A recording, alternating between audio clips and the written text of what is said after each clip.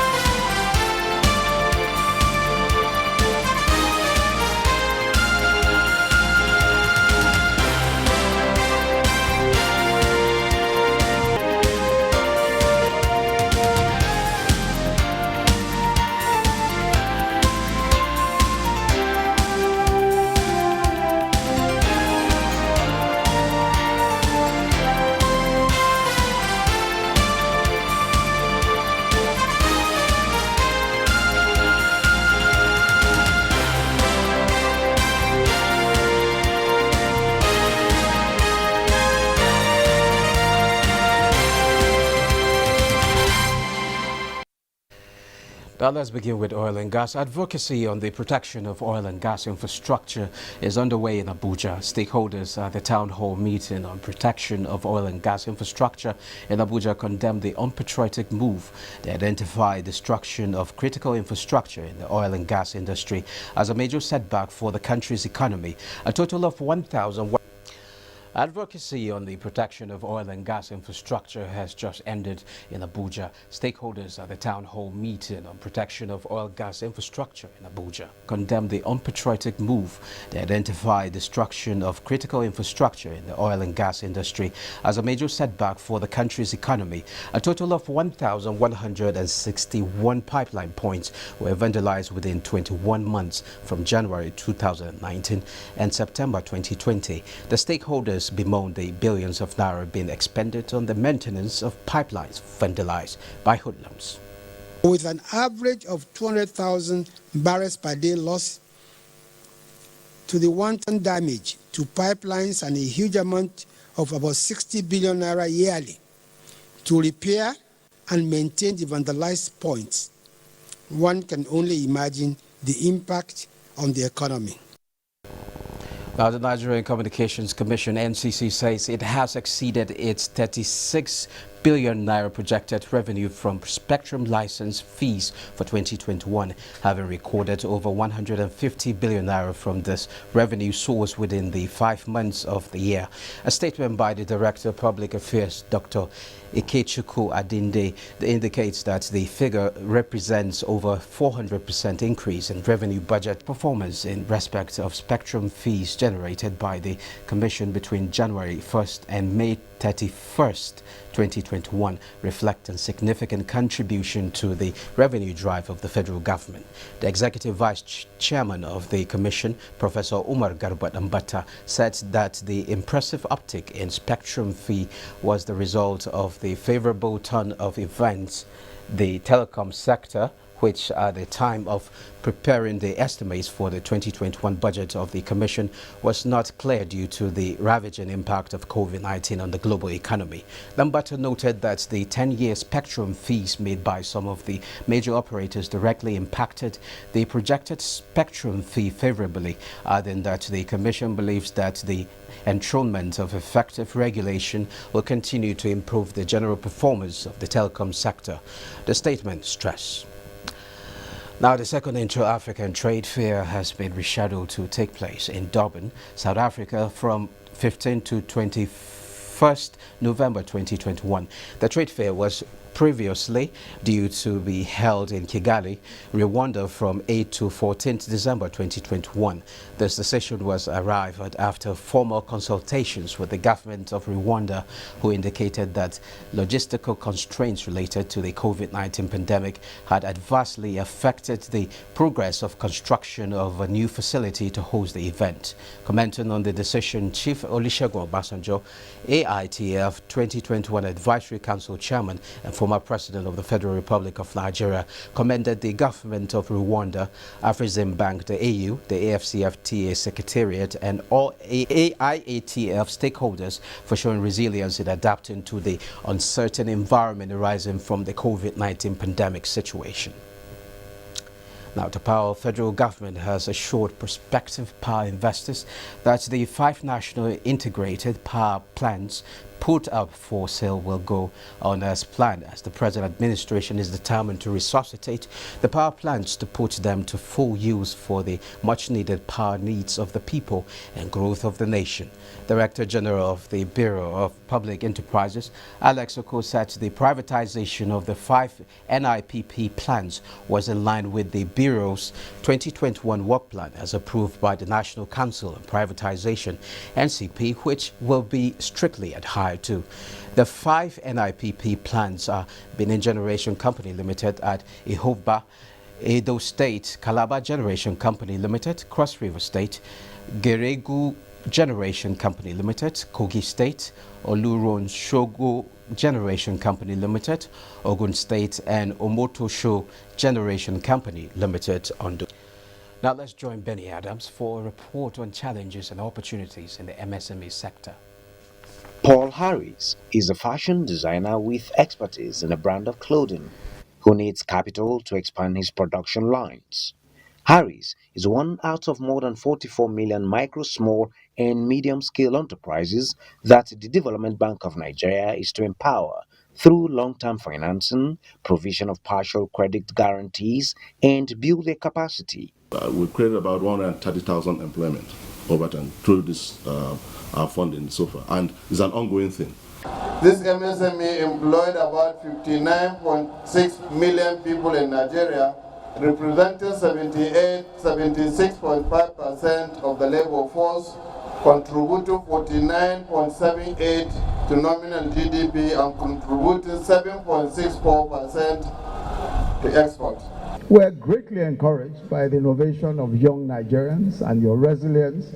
We're on the right path, and I very strongly believe that what we're seeing today, once our business environment gets better and we improve our business environment, improve access to credit for many of our young businesses, unleash this waiting talent and creativity, our country will certainly never be the same. And now to discuss MSMEs and way forward, we have an economic researcher and strategist. It's Bernard Essiet. You are welcome to Business Express. Thank you so much for having me. Well, to begin with, MSMEs are no doubt the bedrock of industrialization, and UN recognize their importance every year. Now, why celebrate MSMEs? The reason why I felt we should celebrate SMEs is because if you look at the situation, they are either in the middle chain of the production process. I'll give you an example. We should be able to celebrate them in the sense that when you look at the turnover they have at the micro level, at the perhaps the higher level, it creates an opportunity to the informal sector. The industrial policy of the government, the 2021 to 2025 was smacked down. You find out that presently the SMEs are people who automatically they don't really have job formally, but from their daily income, we find out that it will help. For example, the logistics business, from carrying a particular item from point 1 to point 2. If the driver is not available, the guy who is loading the goods are not available, then there will be no job. As long as the goods and services are able to be delivered to the final destination, then it gives you an opportunity that there will be job.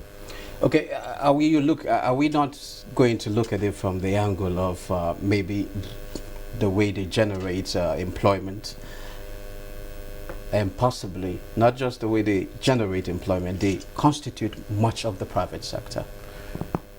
Actually, the private sector are perhaps the largest tax base, you understand me, because if they are able to formalize them and give them an opportunity to formalize their business, by formalizing it, they are going to incorporate it, they are going to pay tax to the government, then they can be very, very good in doing their business. Okay, what do you think are the challenges of MSMEs in Nigeria? The challenges I have noticed from that of the SMEs is, one, inadequate power supply. Okay. You look at the Grand Ethiopia Dam. That dam was perhaps to generate about 6,400 megawatts. And that dam has been between Egypt and possibly Sudan and Ethiopia. So if we are able to think towards that direction, to have a very good, steady source of electricity to the country, you will find out that the guy who is doing welding will be able to attract businesses. And for even in these are what I felt that the subject of development should be taught in the secondary school. Subject like mathematics, subject like physics, subject like chemistry.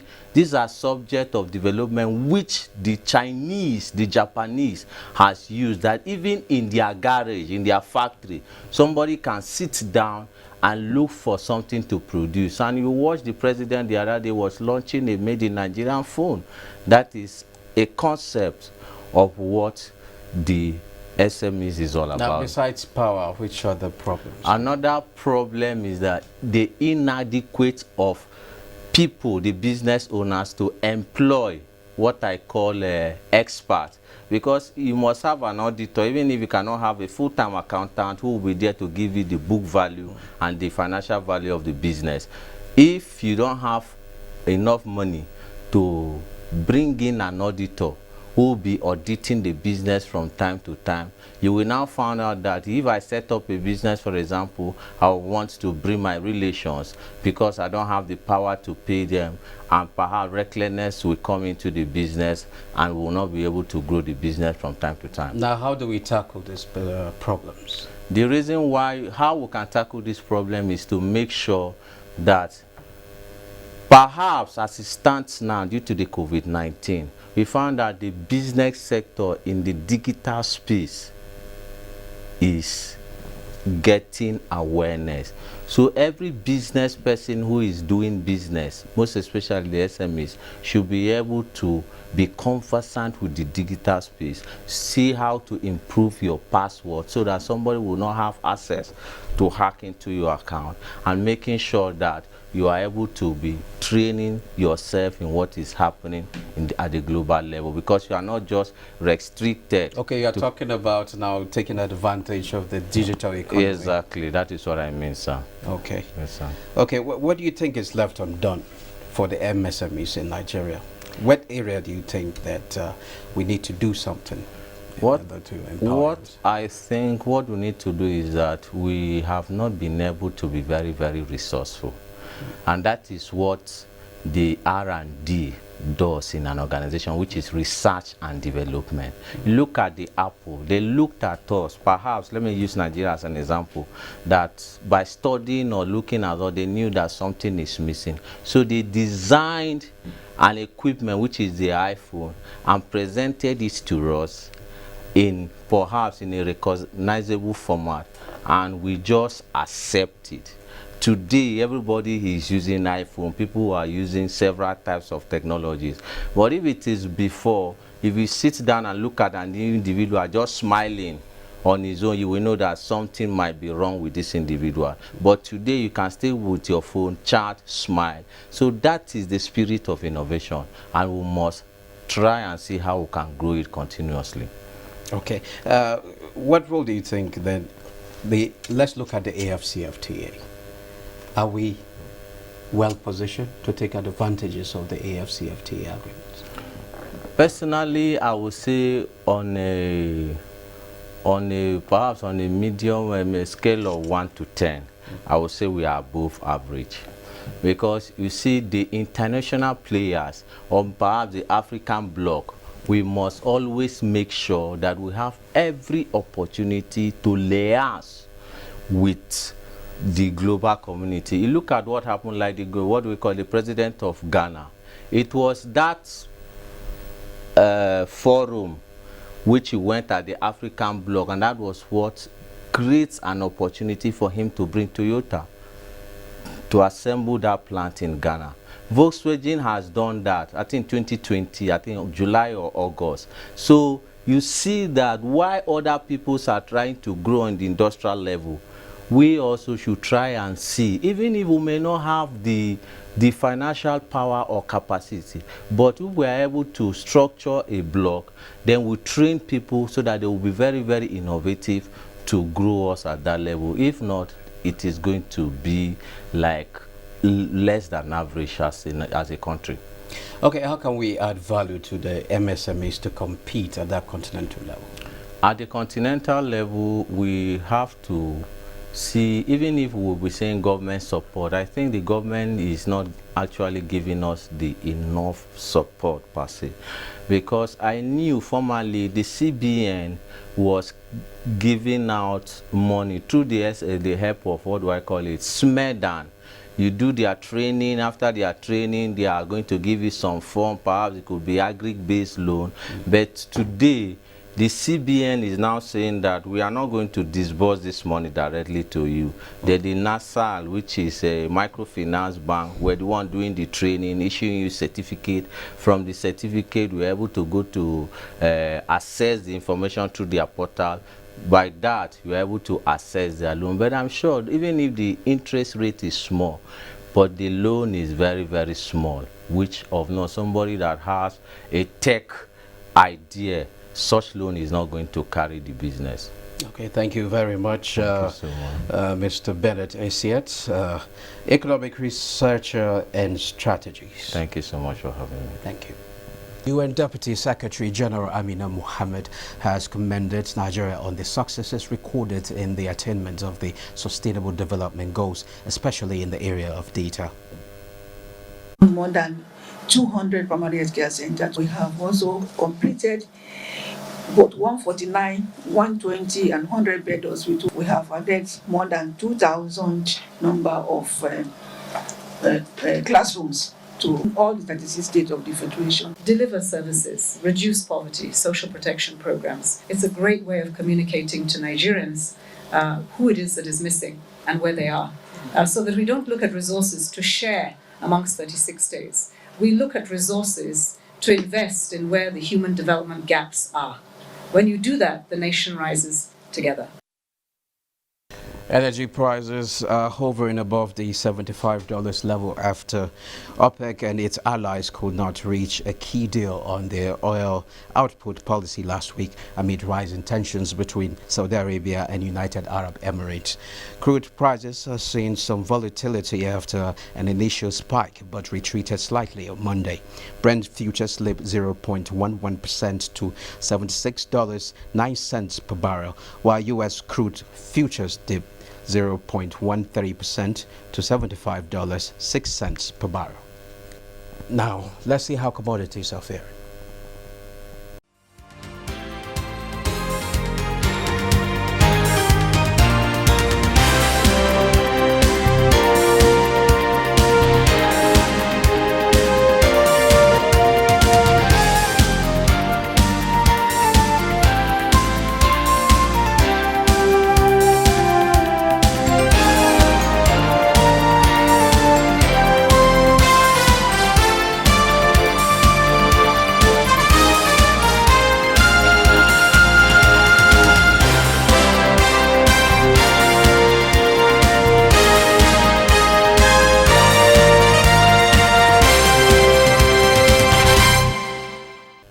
The Nigerian stock market ended last week on a positive note as the NGX all-share index grew by 1.47% after two consecutive bearish weeks.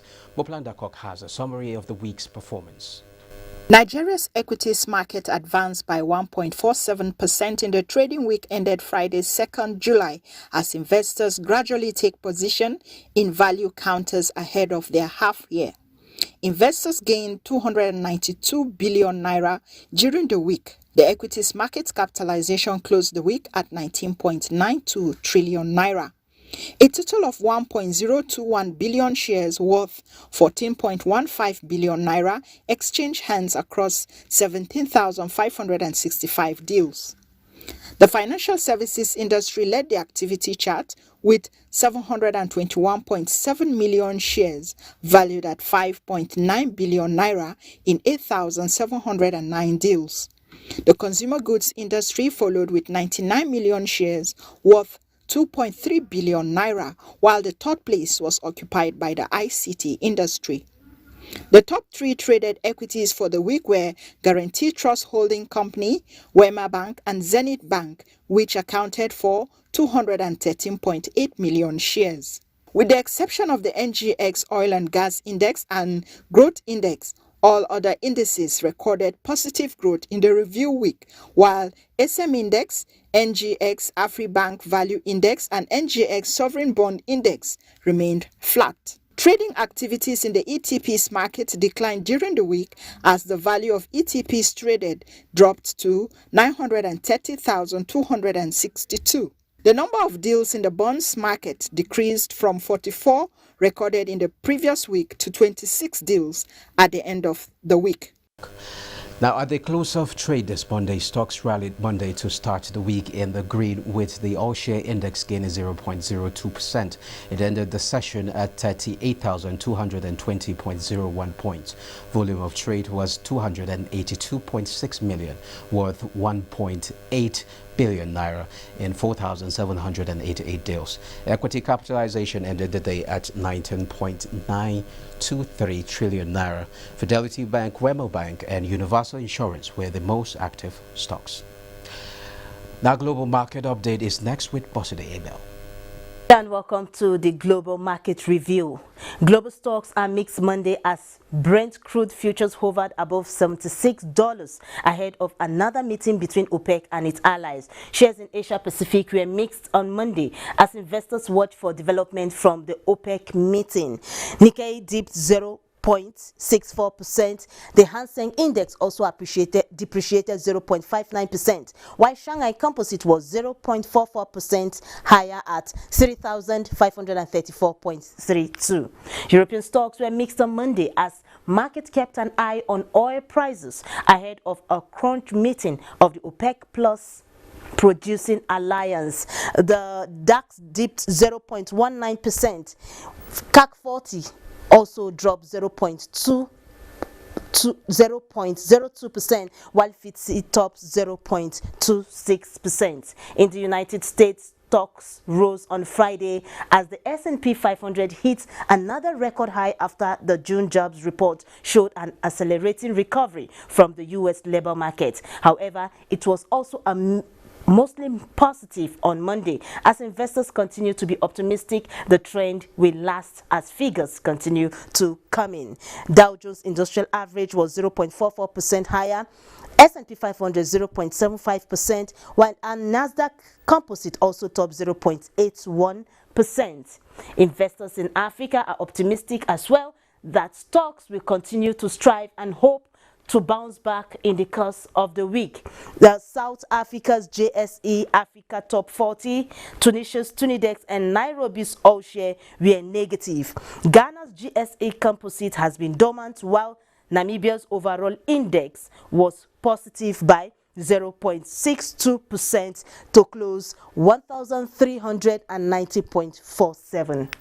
That's the Global Market Review segment. I am Bosede Abel.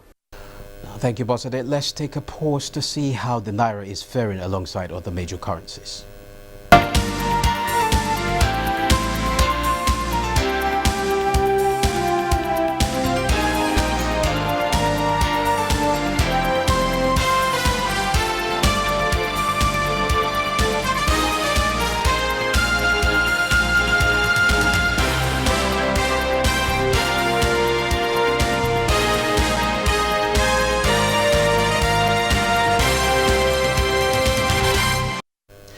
That wraps this edition of Business Express. Remember to keep in touch with us, so do send in your comments, observations, and suggestions. Also be informed that all previous episodes are available on YouTube on the NTA's channel. Business Express returns Tuesday at 9:30 a.m. Be safe out there. I am Musa Abubakar. Abuja.